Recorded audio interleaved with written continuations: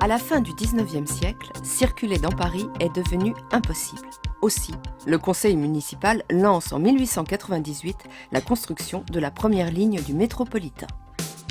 Après 18 mois d'un chantier titanesque, mené par l'ingénieur Fulgence Bienvenu, elle ouvre ses portes le 19 juillet 1900. Son succès est immédiat et sa fréquentation ne cesse d'augmenter. Dans les années 30, la ligne est prolongée à Château de Vincennes et à Pont-de-Neuilly, puis en 1992 à La Défense. Première ligne du réseau, elle sera aussi la ligne des grandes innovations. En 1963, elle s'équipe de son premier train sur pneus. Et en 1967, elle est pilotée par le premier poste de contrôle et commande centralisé. Les automatismes à relais viennent de faire leur apparition. 725 000 voyageurs l'empruntent tous les jours. Elle traverse 5 des 15 pôles les plus fréquentés du réseau. Ses 16 km 600 desservent des sites prestigieux, ainsi que d'importants quartiers d'affaires. Sa fréquentation ne se dément pas, et les fluctuations fortes et peu prévisibles de son trafic la rendent irrégulière. Pour remédier à cette situation, forte de l'expérience réussie de la ligne 14, la RATP décide en 2004 d'automatiser intégralement la ligne 1, d'autant qu'il est nécessaire de renouveler des équipements qui datent des années 60. Une ligne automatique permet, en cas d'affluence soudaine, d'injecter quasiment en temps réel le nombre de navettes nécessaires pour répondre à la demande de voyageurs. Une ligne classique ne peut être aussi réactive, car le travail des conducteurs est planifié à l'avance. Le défi est à la hauteur des ambitions, d'autant que la priorité est d'interrompre le moins possible le fonctionnement de la ligne. Les travaux seront donc réalisés de nuit, sur un intervalle de 3 heures seulement. Ce projet, unique au monde, permet aux voyageurs de continuer à se déplacer pendant les travaux. Ligne centenaire, elle a droit à une création sur mesure de la part des équipes de la RATP, qui s'attaquent au projet dès 2005. Premier impératif, sécuriser le parcours des navettes automatiques en empêchant toute intrusion sur les voies. Des façades vitrées, hautes de 1,70 m, sont installées en bordure des quais. Ce nouvel équipement, posé au millimètre près, comprend 18 portes qui s'ouvrent et se ferment automatiquement lorsque le métro est à quai. Pour supporter leur poids, 350 kg chacune, il a fallu consolider les quais. Certains ont plus de 100 ans. Et pour rendre le train accessible, les quais ont été rehaussés de 5 à 15 cm selon les stations, en week-end, sans interrompre la circulation des trains. De 2008 à 2011, les quais des 25 stations de la ligne ont ainsi été transformés. Sur les quais, de nouveaux sièges et une nouvelle signalétique prennent place.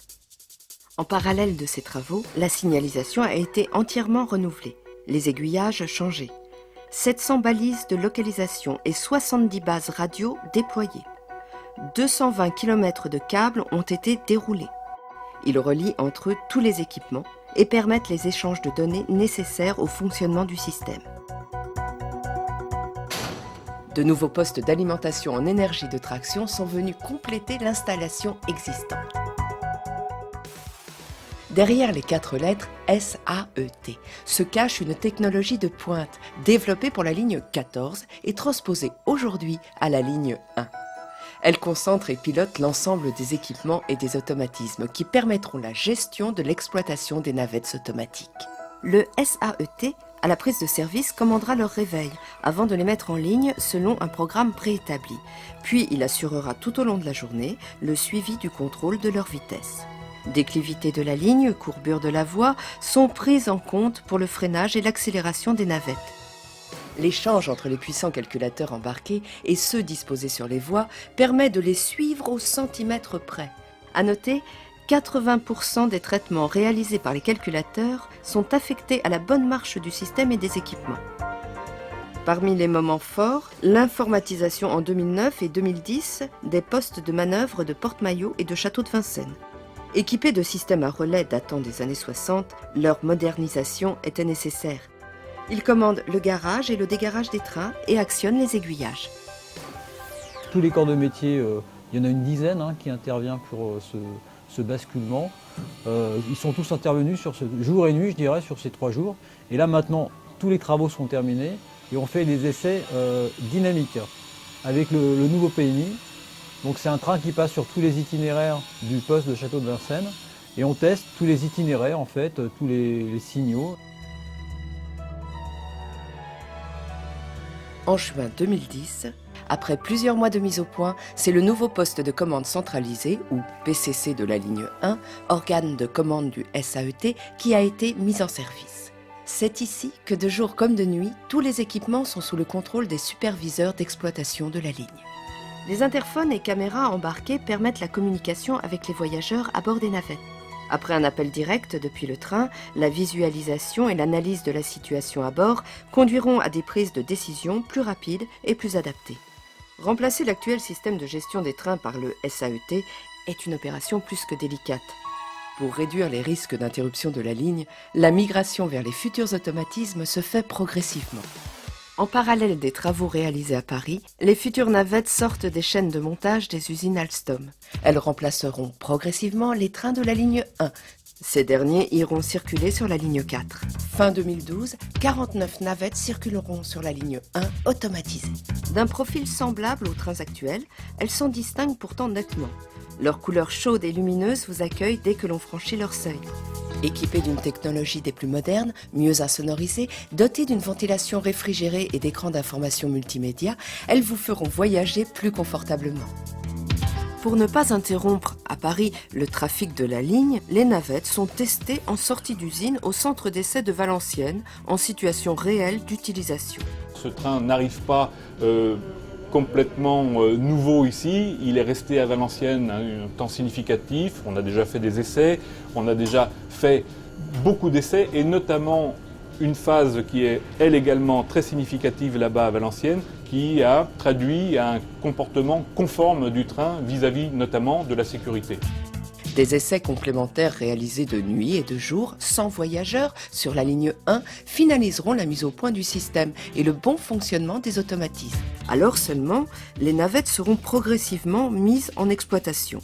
Débutera alors une période d'une très grande complexité, durant laquelle circuleront à la fois des trains avec conducteurs et des navettes automatiques.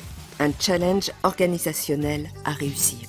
L'automatisation, c'est pas quoi d'automatisation par elle-même, mais c'est de passer d'un mode avec conducteur à un mode automatique tout en restant ouvert en exploitation avec voyageurs. C'est ça qui est l'enjeu extraordinaire, quoi. Et ça, j'avais envie d'y être, j'avais envie d'être dedans, puis de participer au mieux. Des métiers aux compétences spécifiques sont créés. Ces professions nouvelles sont proposées aux conducteurs, tout en leur ouvrant la possibilité de continuer leur métier sur d'autres lignes.